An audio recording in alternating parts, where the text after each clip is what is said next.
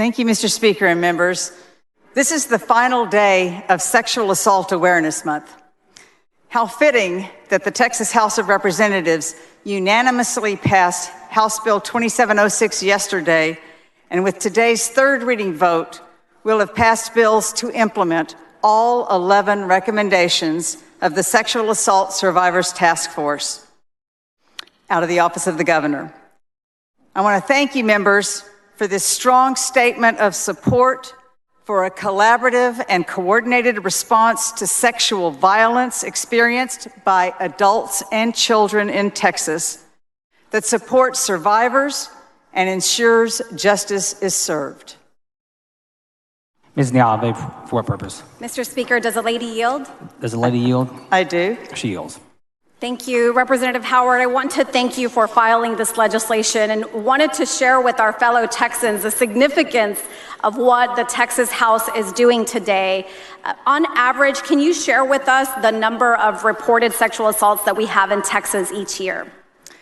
I can tell you that in 2019, there were 18,057 people, Texans, who reported sexual assault, an 8.9% increase from 2018, and the average is about 18,000 per year. And unfortunately, this disproportionately impacts Texas women, is that correct? Absolutely. And who else does it impact? Well, it also impacts men. And unfortunately, it also impacts our children. And the Texas House has taken multiple steps to address this issue in our state, correct? We have. So from your innovative rape kit tracking system last session, which allows a sexual assault survivor to know where their rape kit is in the process of being tested, is that correct? Correct.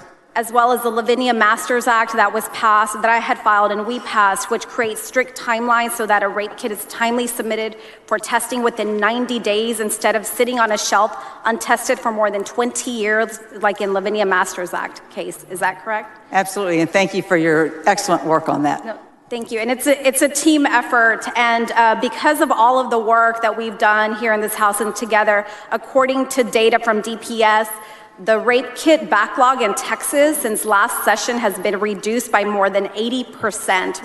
Were you aware of that? I am, and we should all be very proud of the efforts over multiple sessions to make that happen.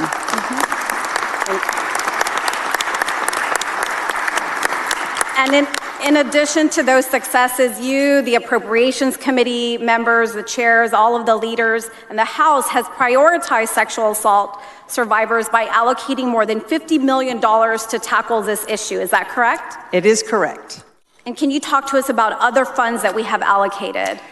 Well, what we have this session, we have $34 million for the Sexual Assault Prevention and Crisis Services Program, $3 million for grants to sexual assault forensic exam facilities, and another $51 million for DPS to further improve their crime lab capacity and prioritize the testing of the backlogged sexual assault kits. Great. And also, the Governor's Sexual Assault Survivors Task Force held its very first meeting right here in the Texas Capitol a little over a year ago. Can you tell us what was accomplished by that group? Lots was accomplished. That group met 50 times, and they had over 150 recommendations to the Texas Evidence Collection Advisory Board, Attorney General's Office, HHSC, and DPS's Crime Lab Services Manual, as well as the 11 recommendations to the Texas legislature, which we are finalizing the bills that we're passing today as a House to implement those 11 recommendations.